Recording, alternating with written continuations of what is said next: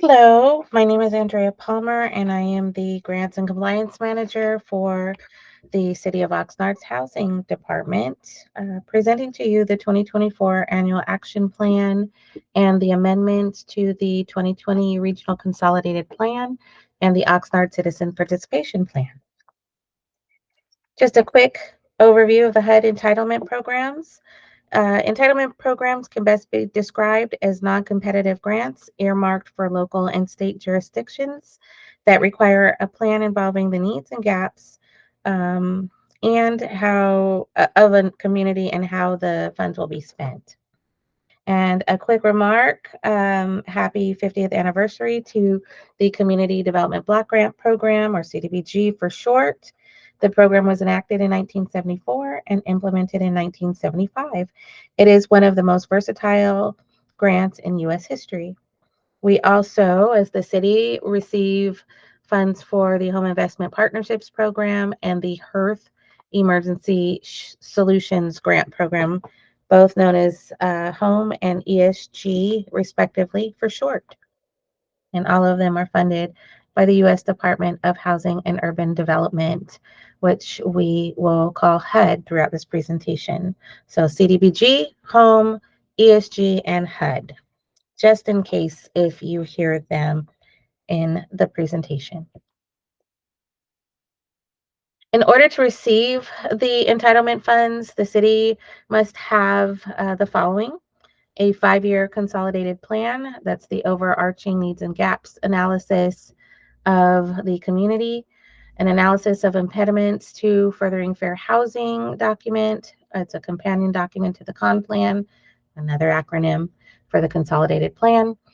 The city must submit annual action plans for every year under that 5-year consolidated plan, and then receive HUD approval of all of the plans. So a HUD approval for the CON plan, the analysis of impediments to fair housing, and each annual action plan that is prepared must be approved by HUD in order to spend their funds. The 3 programs that we discussed a few minutes ago, a huge part of the annual action plan is the funding plan, which we will discuss here, each by different programs, starting with CDBG. CDBG, for purposes of this year, we have broken them down into 3 different categories, although there are more than that. But the applications that were received, the 3 categories here are the most fitting, and they are administration, public services, and public improvements and other programs.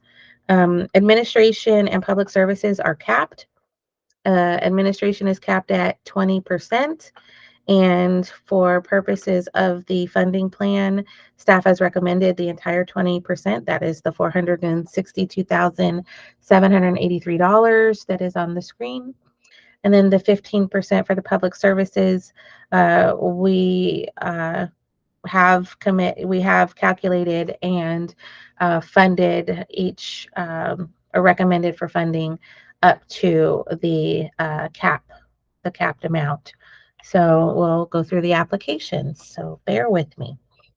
The California Lutheran University Clue Cares application had a request of $54,500 and staff recommended $30,500. The Oxnard Housing Authority Senior Supportive Services had an application request of $64,000 and staff recommended $62,000 for funding the program.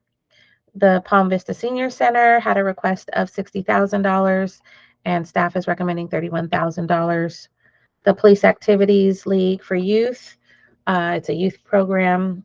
The application was set at $100,000 and staff is recommending $105,087. It's very rare that we will recommend funding above the requested amount. That particular application and staff had identified the need for increased security in addition to the normal services that they provide. So staff recommended as much as we possibly could to support the safety needs of the activity. Therefore, the $105,087. The Southwinds Youth Center program application had a request of $75,000 and staff recommended $31,000. The Salvation Army rental assistance application requested $75,000 and staff recommended $12,500. And the Turning Point Emergency Shelter application had a request of $80,000 and staff recommended $35,000. There was no application for the foul weather shelter. However, staff recommended $40,000 because of the high priority needs and the needs of the unsheltered during the coldest months of the year, to ensure that we had an earmark there in support of a plan to keep them warm and sheltered and safe. There was an application from Many Mansions for community services. The application had a request of $40,000. Staff did not recommend funding at this time. The Oxnard Performing Arts Center had an application of $25,000. However, they withdrew their application, therefore leaving staff to recommend no funding for the project in support of the withdrawal. Livingston Memorial Visiting Nurse Association application had a request of $20,000 and staff did not recommend funding at this time for that project.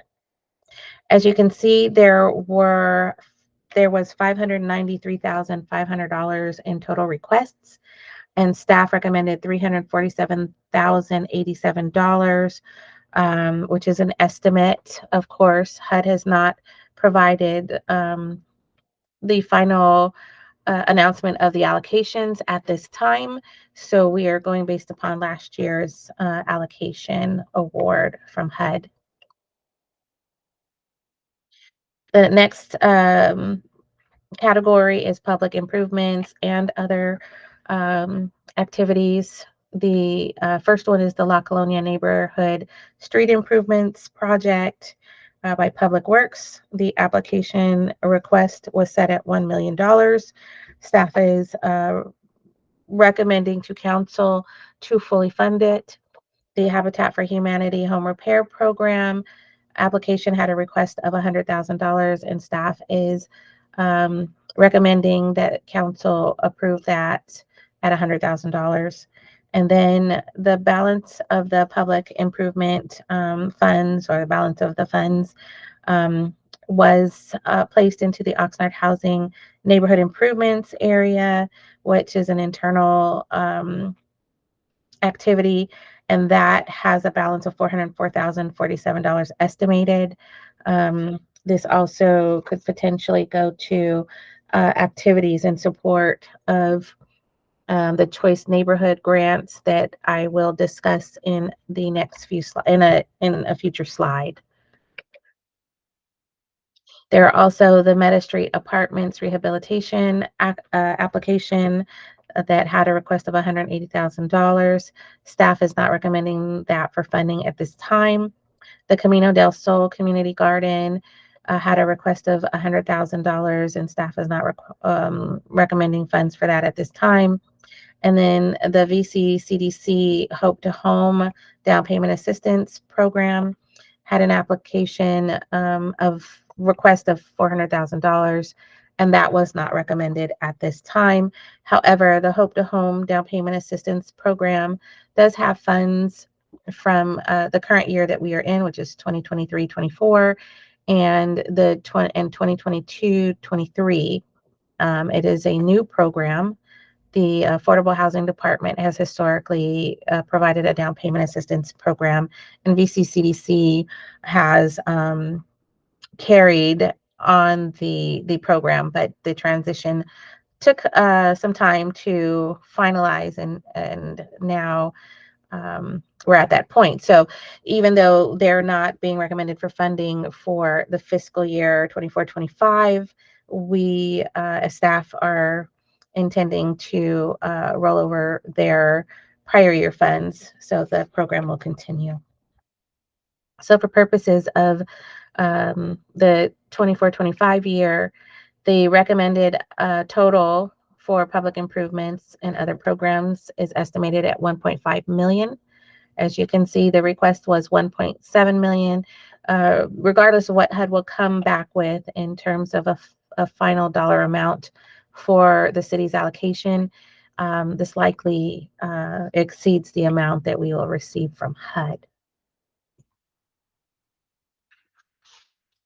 In summary, the caps are identified here. Administration can only use 20% of the entire award for 24-25. Public services, the same way, but 15%. And the public improvements and other projects have no cap associated with them. So the money is a little more flexible in those categories. The total requests received were roughly $2.8 million, and staff has recommended up to the amount that was received in the prior year, which is $2.3 million, $13,917. The next program we'll discuss is the Emergency Solutions Grant, or ESG for short. These focus on homeless prevention and homeless services and resources. The program is a smaller award. However, it is fully utilized every year, every 2 years. The grant can be used for 2 years, and then the funds are no longer accessible. But we get awards every year for these funds. So administration has a different percent cap for this program. It's capped at 7.5%. That equates to $15,591. Turning Point Foundation, Our Place Safe Haven, there was a request for $80,000, and staff recommended $45,000 for the future year. Mercy House's Rapid Rehousing Program had a request of $68,730. Staff is recommending that to fully fund. The United Way of Ventura County applied for 2 different programs. The first was Forward Home. The request was $25,000, and staff is recommending $15,000. And then the second one, Home Safe, United Way requested $25,000, and staff is not recommending that for funding. However, that program received $300,000 of CDBG CV, or CDBG CARES Act, which is COVID money, for that program. Foul Weather Shelter and the Homeless Management Information System, or HMIS for short, did not have a request, but staff has recommended $10,500 for both of those programs. Again, high priority activity there, trying to support it and make sure that it has what it needs to provide supports for our most delicate residents during the harshest seasons of the year. And then the Salvation Army Street Outreach did not have an application. However, another high priority activity set at a staff recommendation of $53,062. Staff alone does not have the ability to conduct outreach, and the Salvation Army does have that capacity, and therefore staff is recommending funds to help implement that program for the fiscal year 24-25. With that, we had requests that amounted to $214,000. Staff is recommending $207,883, which again is an ESG allocation that was received in 23-24. So that is our estimate until HUD provides an actual allocation amount. The Home Investment Partnerships Program is a program that must result in providing a unit to an individual or household. That could be in the way of new construction, rehabilitation of existing residential structures. They must, with home dollars, they must be rehabilitated up to code. And The other way to create a unit is to provide down payment assistance, which can be made available through the home program. This program is different than the other two in that the projects don't occur as frequently as the other two programs do. Therefore, the money is allowed to remain intact and uncommitted until a project is identified. Therefore, the staff is asking that council accept the funds, and then when a project is identified, staff will come back and provide more information about the project and how home funds will be used at a later time. With that, the home program allows 10% of its entire allocation to go to administration. There is a CHODO set aside that stands for Community Housing Development Organization. Those are typically soft costs available for and pre-development costs for the development of a project. They have been on hold during the pandemic period, but they are now, that requirement from HUD is now returned. So we have to make sure that we have that set aside available for development projects. And then the balance goes to affordable housing development. So again, we're basing it on the current year's allocation that was received this past year. That's $868,867, excuse me. And again, once HUD provides the actuals, we will be able to make the changes based upon what they provide in actual dollar figures. As for the amendments, the Regional Consolidated Plan is being amended to support two competitive grants. The first is the Choice Neighborhood Planning Grant, and should that be awarded, the second application will be the Choice Neighborhood Implementation Grant. Both will provide additional funding to assist neighborhoods in Central Oxnard and La Colonia.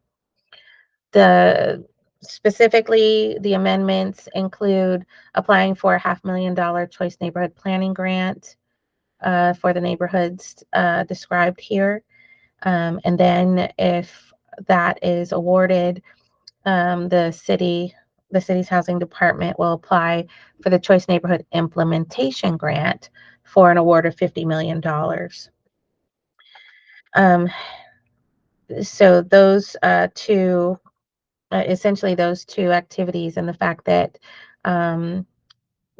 the plans, the annual action plan is supporting the applications has been updated in this document and is one of the attachments accompanying this staff report item, excuse me.